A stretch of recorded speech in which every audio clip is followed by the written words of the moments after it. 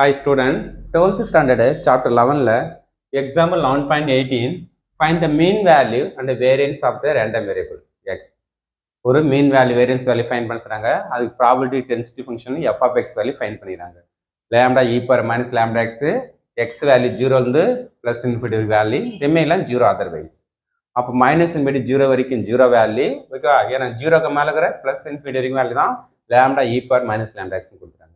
Okay, நம்ம ஒரு probability density function f of x find பண்ணியிருந்தா நமக்கு மீன் வேல்யூ ஃபைண்ட் பண்ணுறது formula minus infinity plus infinity x into f of x dx. இதுதான் EFX மீன் வேல்யூக்கு general probability density function கொடுத்தா இதுதான் general formula.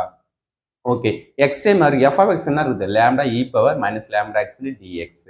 Okay, lambda constant time வெளியே எடுத்துருங்க. அப்போ x into e power minus lambda x into dx. நமக்கு இன்டகரில் 0 to இன்ஃபினிட்டியாக இருக்கணும். X power n e power minus இருக்கணும்.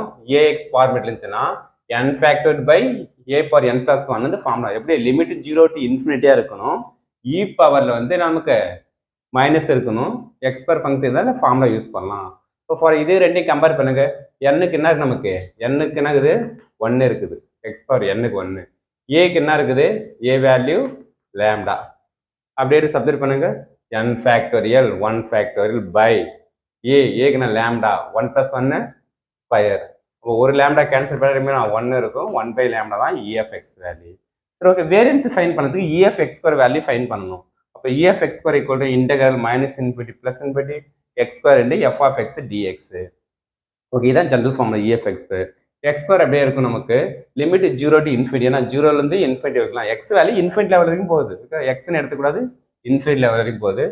அப்போ X square lambda e power minus lambda x dx. Lambda constant time வெளியே எடுத்துருங்க.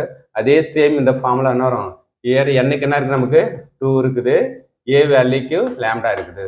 இப்போ சப்ஸ்டிட்யூட் பண்ணுங்க. 2 ஃபேக்டோரியல் பை ஏக்கு என்ன இருக்குது லேம்டா 2 + 1 n + 1 2 + 1 கியூபு. ஒரு லேம்டா கேன்சல் ஆகிட்டா நம்ம 2 by lambda square. Next variance formula. Variance என்ன ஃபார்முலா நமக்கு variance of x equal to EFX square minus EFX whole square. இதுதான் நமக்கு வேரியன்ஸோட ஃபார்முலா. ஓகே, அப்போ EFX ஸ்கொயர் வேல்யூ முன்னாடி தெரியும். நமக்கு என்ன ரிசல்ட் கண்டுபிடிச்சிருக்காங்க. EFX square 2 by lambda square minus EFX value 1 by lambda whole square. 2 by lambda square minus 1 square 1 lambda square. Okay, LCM சேமாக இருக்குது. 2ல் 1 படிச்சுன்னா நமக்கு என்ன ரிசல்ட் வரும், நமக்கு 1 பை லேம்டா ஸ்கொயர் தான் நமக்கு வேரியன்ஸ் ஆஃப் எக்ஸ் வேல்யூ. இது நமக்கு EFX வேல்யூ மீன் வேல்யூ. ரெண்டு ஃபைன் பண்ணிட்டுமா நமக்கு கொஸ்டின் அந்த கேட்டோம். நமக்கு very important 2 mark question. Thank you student.